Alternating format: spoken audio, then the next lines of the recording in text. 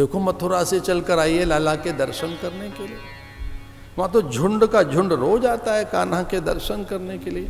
सांवरे से मिलने कौन नहीं आना चाहता। बहाने से सारी गोपियां वहीं तो रहती हैं। कोई कहती है चंदन लगा दें, कोई कहती है मयूर पिछ हम ठीक कर दें, अंगरखा कारी कमरिया, और कुछ तो रोज बहाने से एक काम में लगी हैं। पूरी ब्रजवासी ने पीतांबर बना रही हैं। अब घर में कोई और काम नहीं है, ठाकुर के लिए पीतांबर बन रहा है। वनों में निकलते हैं छोटे छोटे मयूर पक्ष ढूंढने के लिए। कोई माखन, कोई मिश्री, कोई लड़ुआ, पूड़ी, पकवान, कोई व्यंजन, मधुर मिष्ठान, कुछ तो ऐसे ही कर रही है। यमुना का जल ला रही है, कोई चंदन घिस रही है, उसमें केसर कर्पूर मिला रही है।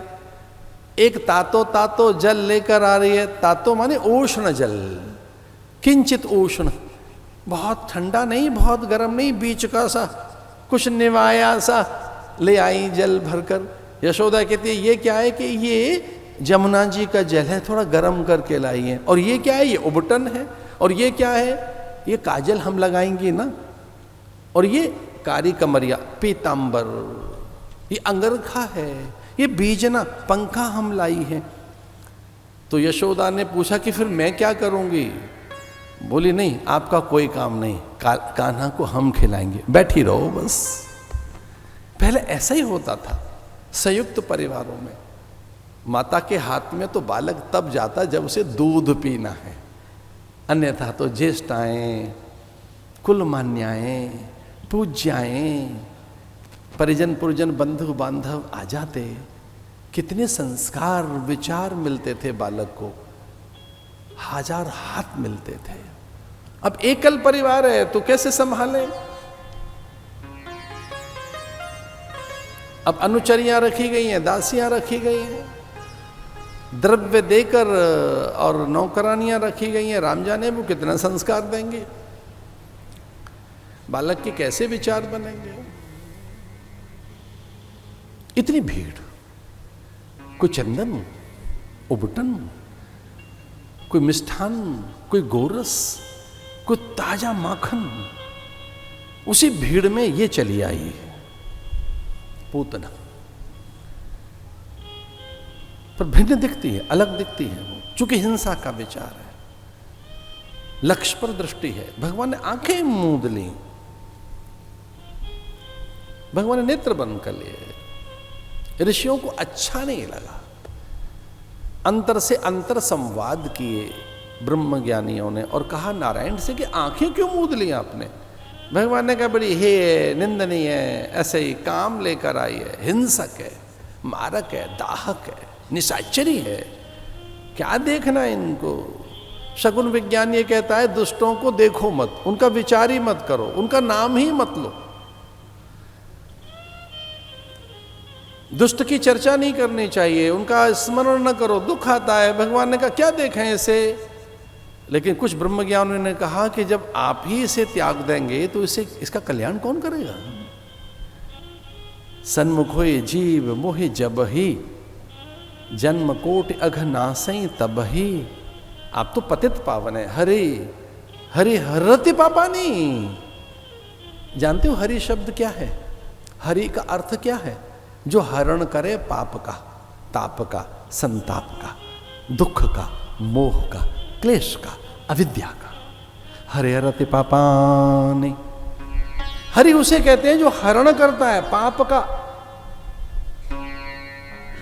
इसे भगवान ने आंखें खोल ली कि भाई बात तो ठीक कहते हैं ऋषि मुनि, मैं इसकी क्यों अवज्ञा करूं, उपेक्षा करूं, ये मेरे लिए तिरस्कृता नहीं होनी चाहिए। लेकिन संतों ने कहा फिर आंख क्यों मुंह दी थी, आंख क्यों बंद कर ली? तो भगवान ने कहा मैंने तो आंखें इसलिए बंद की कि ये विषपान करना तो महादेव का काम है, महादेव को बुला लेते, उनकी प्रतिज्ञा है। अब उनकी प्रतिज्ञा हम तो नहीं भंग करना चाहते, उनके व्रत को हम तो नहीं तोड़ना चाहते, क्योंकि उन्होंने शपथ ली है कि जब भी देवताओं के जीवन में विष आएगा उसका निराकरण मैं महादेव करूंगा।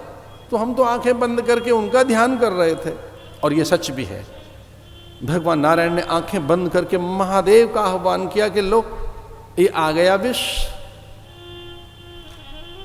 इसलिए ऐसा भी महापुरुषों ने कहा है गाढ़म कराभ्याम प्रपीड़यत। भगवान ने ऐसे गाढ़ उसके स्तनों को पकड़ा तो तत रोष समन्वित पिबत। क्रोध और आवेश आ गया भगवान के मुखमंडल पर। सांवरा कृष्ण गोरा हो गया। बड़े चकित हैं लोग, अरे गुस्से में तो आदमी लाल पीला होता है, ये सुंदर और गोरा हो गया। अच्छा, गुस्सा करने वाला आदमी सुंदर दिखता है क्या? क्रोध में तत रोष समन्वित पिबत। बहुत ही क्रोध में जब भगवान आए तो बहुत गोरे से दिख रहे हैं, सुंदर, शांत, सहज। तो एक इसका अर्थ ये लगाया कि भगवान ने तो केवल उसके स्तन का स्पर्श भर किया वासनाओं को छीनने के लिए, विषपान तो महादेव करने लगे। महादेव, इसे मुखमंडल पर महादेव की आकृति आ गई। हमारा जैसा इष्ट होता है वैसी प्रकृति, वैसा स्वभाव, वैसा गुण हमारा बनने लगता है। क्योंकि हम आनंद भैरव के उपासक हैं, हमने कभी कभी अपने महात्माओं में भैरव जैसा अनुभव भी किया है, काल भैरव जैसा, उन्मत्त भैरव। ये ज्वाला जी में है उन्मत्त भैरव। भैरव वहां ज्वाला जी में रहता है ऊपर, उसका नाम है उन्मत्त भैरव। हमारे काशी में जो भगवान के साथ भैरव है वो काल भैरव है, कोतवाल है वो वहां का। उज्जैनी में भैरव। मैं यहां भी अपने पूज्य आचार्यों से पूछ रहा था कि भैरव हैं क्या? कहने लगे यहां भी भैरव है। बिना भैरव के विपत्ति का हरण कौन करेगा? भैरवाकृति, आनंदाकृति। लेकिन धन्य है भगवान।